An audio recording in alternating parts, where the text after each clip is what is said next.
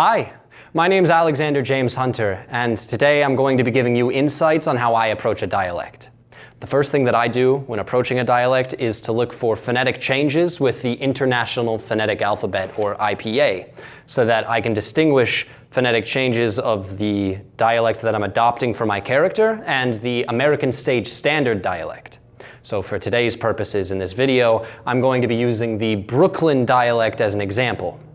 The first phonetic change you can find in a Brooklyn dialect is the A sound, which in American Stage Standard is ah, like in father, war, opera, or car. But when you use the Brooklyn dialect, that ah goes to the back of the mouth with the oral postures and becomes ah. So those words become father, war, opera, car. The next phonetic change you can find in the vowels of the Brooklyn dialect is the ER sound, which changes from to This can be found in words like stir, dodger, further, and letter, which in the dialect become stir, dodger, further, and letter. And that brings us to the consonant changes in the dialect, which start off with a lot of dropped sounds, such as R, B, and D. These can be found in words like war, far, probably, hundred, and fundamental, which when dropping these sounds becomes war, far, probably, hundred, and fundamental. That brings us to T sound changes in the dialect. So for an American Stage Standard dialect, you would say the words thank, think, and north with the th sound, or th as you would spell it in the English language. That changes in the Brooklyn dialect to become more of a dentalized t sound. So those words then become tank, tink, and naught. While the D sound is dropped in the consonants, the D is replaced when you have that dentalized T in the American Stage Standard, making words such as this, the, those, and them into such sounding words as dis, doze, duh, and dem. So taking these changes and applying it to a monologue are two different things. So I thought I'd give you an example today from The Iceman Cometh by Eugene O'Neill. Forget the anarchist part of it. I'm through with the movement long since. I saw men didn't want to be saved from themselves. For that would mean they'd have to give up greed, and they'd never pay that price for liberty. So I said to the world, God bless all here, and may the best man win and die a gluttony. And I took a seat in the grandstand of philosophical detachment to fall asleep, observing the cannibals doing their death dance. Now, that dialect is a bit more thick and exemplary of all of these changes, but depending on the project or the character that I'm working on, the dialect can be toned back and these sounds can be more subtle to create a more nuanced effect of the dialect. My next example is the Russian dialect. And while it is difficult to generalize the single largest nation on earth to just one dialect, we are able to find some distinctive phonetic changes based on stereotyping the way people talk across the country, and the fact that the accent is now more in unison than it has ever been before. That is thanks to rises in technology, multimedia, and the internet. So the best place I've found to start with this particular dialect is in the oral posture. That is, the way you hold your mouth differently when using different dialects. The Russian oral posture is in the front of the mouth. That is where all of the tension is held. The British have a stereotype of having a stiff upper lip. Well, the Russians have this as well, and they have a stiff lower lip. So both of the lips are holding tension, but it is important not to forget to move the jaw. It moves freely and quite frequently in this dialect. With all of the tension in the front of the mouth, the tip of the tongue is left to do most of the articulation work for all of the words. This leaves the back of the tongue to not move very much.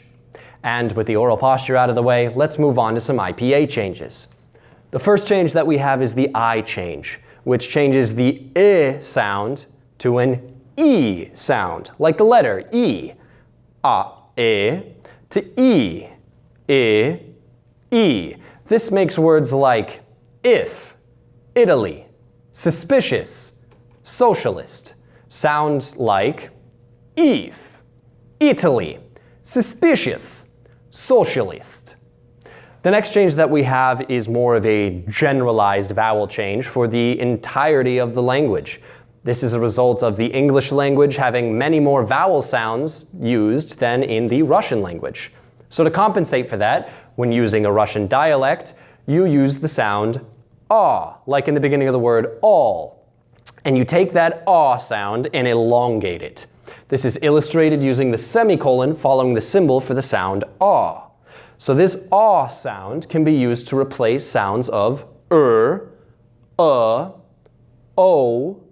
ah, and These sound can be elongated or shortened dependent on how thick you want your accent to come across. The longer, the thicker.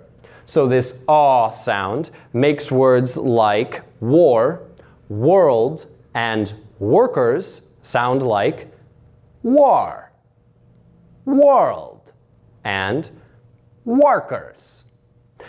The next change that we have is the ER change, which changes the sound to air, like the air around us. Air. This makes words like first, learnt, curve, and prefer sound like first, learnt, curve, prefer. The last vowel change we have is the opposite of a vowel change done in the Brooklyn dialect.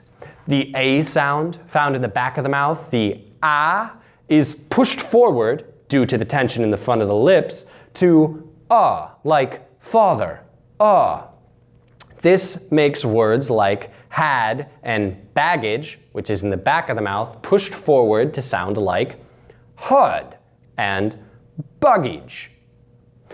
That is it for the vowel changes, but there are many consonant changes in the Russian dialect. The first being the most famous sound change in the entire dialect. It's that trilled R sound, which is due to the fact that the tongue is doing so much articulation work that it flips back and forth on the roof of your mouth, making that R sound. This changes words into sounding like Ruski, Russia, red, arrow. It's pretty common. So the next sound change that we have is D to T, which is also found in the Brooklyn dialect, changing words like the, this, them to duh, dies, dem. The T sound then is changed to a D sound, which is a completely different sound change, even though it looks like they would just be flipped. In fact, the T for D is used at the end of words most of the time. This is often found in words like told, loud, glad, and land, which changes them to told, loud, land, and glad. It's just a soft T sound at the end of the word for the D, word B, if it were in an American Standard English accent. The next change that we have is the F is changed in place for the V sound. This is an example in words like love, movie, and advent would be changed with that F sound to love, movie, advent. Then there is the K sound, which happens in place of a G most of the time. It's not an actual change as much as it is a byproduct of saying that word with this oral posture. Like the word kidding would be turned into kiddink. It's just a small after sound that happens after the G, which is often found in words ending in ing, like loving and working, changed to loving, working.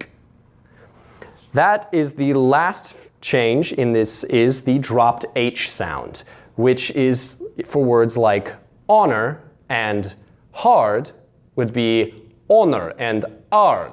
You just get rid of that H sound.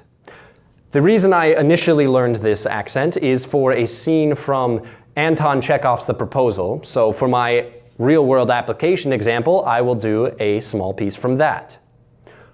Honor Stefan Stefanovich, I have the privilege of troubling you with a request. Once or twice before I've had the honor of applying for your help. Not that I deserve it, of course, or have any reason to think that you shall help me.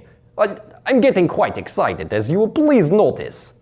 In short, I have the honor of asking for the hand of your daughter, Natalia Stefanova, in marriage.